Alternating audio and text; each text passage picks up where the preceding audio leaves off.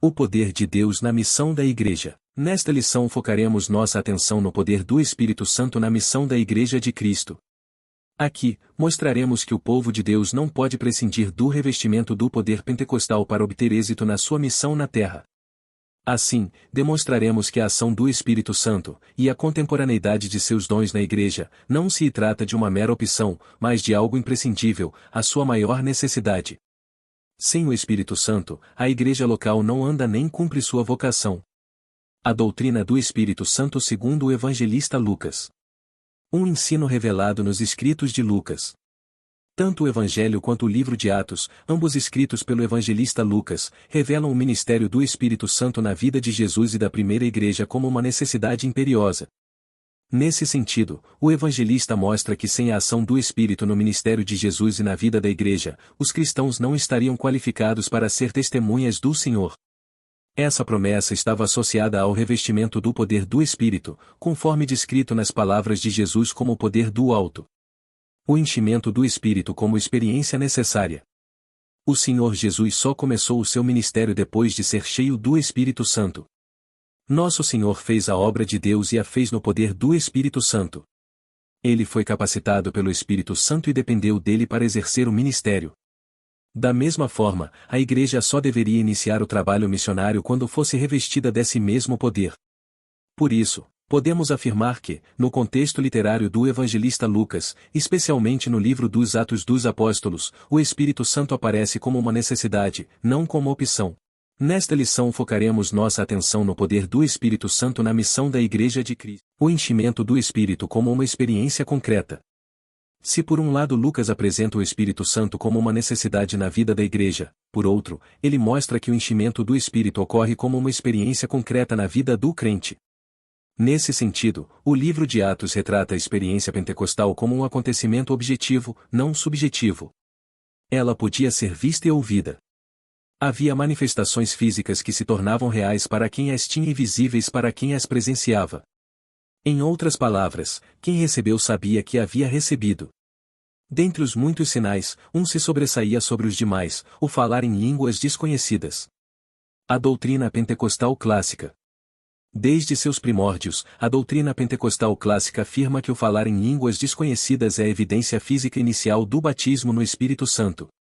Em 3 ocasiões no livro de Atos, a manifestação das línguas está presente, em todas elas, chama a atenção o fato de todos terem experimentado o fenômeno de falar em outras línguas.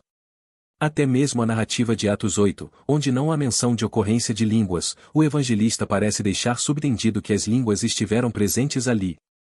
Assim, estudiosos dos livros de Lucas reconhecem que o uso que o evangelista faz das expressões batismo no Espírito Santo ou ser cheio do Espírito Santo em Atos dos Apóstolos tem a ver com a experiência do derramamento do Santo Espírito acompanhada de línguas desconhecidas como evidência inicial.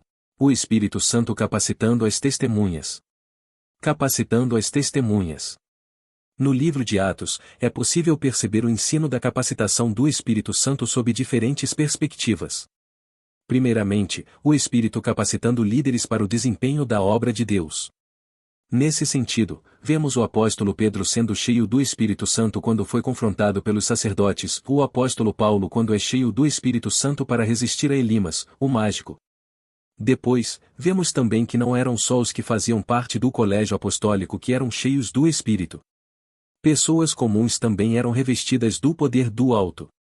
Na verdade, o que se observa em Lucas é que o revestimento do Espírito veio sobre toda a carne. Pessoas simples capacitadas pelo Espírito. Vemos isso claramente quando Ananias, até então, um ilustre desconhecido, é convocado por Deus para impor as mãos naquele que seria o maior apóstolo de todos os tempos, Paulo. Assim também Estevão e Filipe, que haviam sido escolhidos para servirem às mesas, fazendo sinais e prodígios. Fica patente que Deus não tinha uma classe privilegiada para fazer a sua obra. Ele possuía testemunhas capacitadas pelo Espírito Santo. O Espírito Santo capacitando as testemunhas. Capacitando a Igreja. No contexto literário e doutrinário de Lucas, a Igreja do Novo Testamento é vista como portadora de uma missão profética. Nela, há um ministério profético de todos os crentes.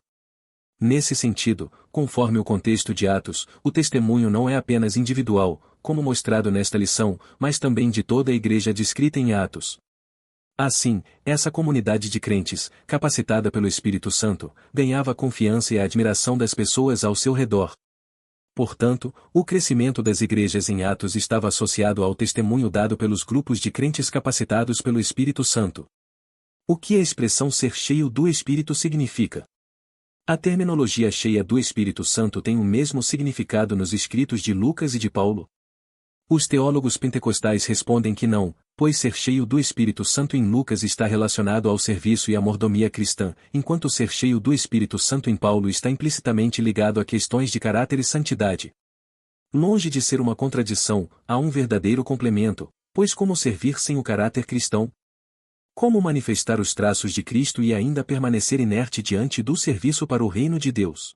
O Espírito Santo como fonte geradora de missões. O envio missionário. O capítulo 13 do livro de Atos dos Apóstolos narra o envio dos primeiros missionários da igreja em Antioquia. O que chama a atenção nessa narrativa é a participação ativa do Espírito Santo no envio missionário.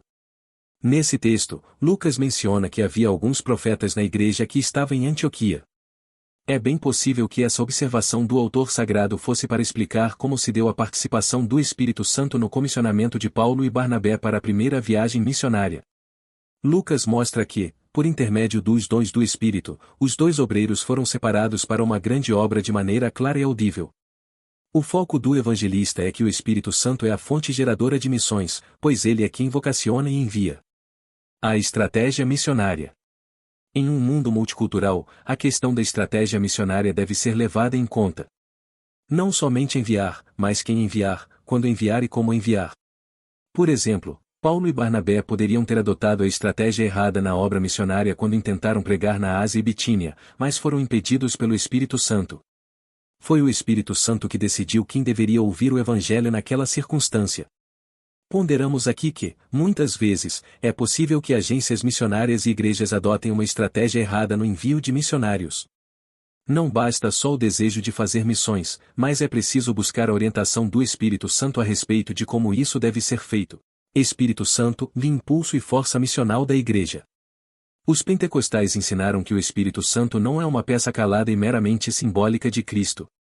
Ele é o vicário, ou seja, ele veio para substituir a pessoa de Cristo na terra e na igreja de maneira factual. O Espírito Santo é aquele que aviva a igreja e capacita-a para o serviço na comunidade e pela comunidade, bem como no mundo e pelo mundo. Ele é o impulso e a força missional da igreja. O pentecostalismo lembrou em voz alta literalmente que ele está aqui e que não há substituto à altura de Cristo senão a pessoa divina do Espírito Santo, que é também o Espírito de Cristo. E uma igreja com uma pneumatologia forte é uma igreja com uma missão forte. Como escreveu o alemão Reinhard Bonnke, um típico evangelista pentecostal, o que recentemente se tem conhecido do Espírito Santo principalmente por experiência ultrapassou todas as barreiras, ligou crentes de todos os nomes e diversidades por todo o globo, e produziu uma nova paixão evangelística. Conclusão. Encerramos esta lição e, consequentemente, este trimestre, mostrando que o Pentecostes faz toda a diferença no cumprimento da vocação missionária da igreja. Sem a ação do Espírito Santo, a igreja local está desabilitada para cumprir sua missão. O Espírito Santo é a força motriz do corpo de Cristo em sua dimensão local. Sem o Espírito Santo, a igreja não vai a lugar algum. Espírito Santo, impulso e força missional da igreja. Assista, curta, compartilhe e inscreva-se em nosso canal para mais conteúdo inspirador.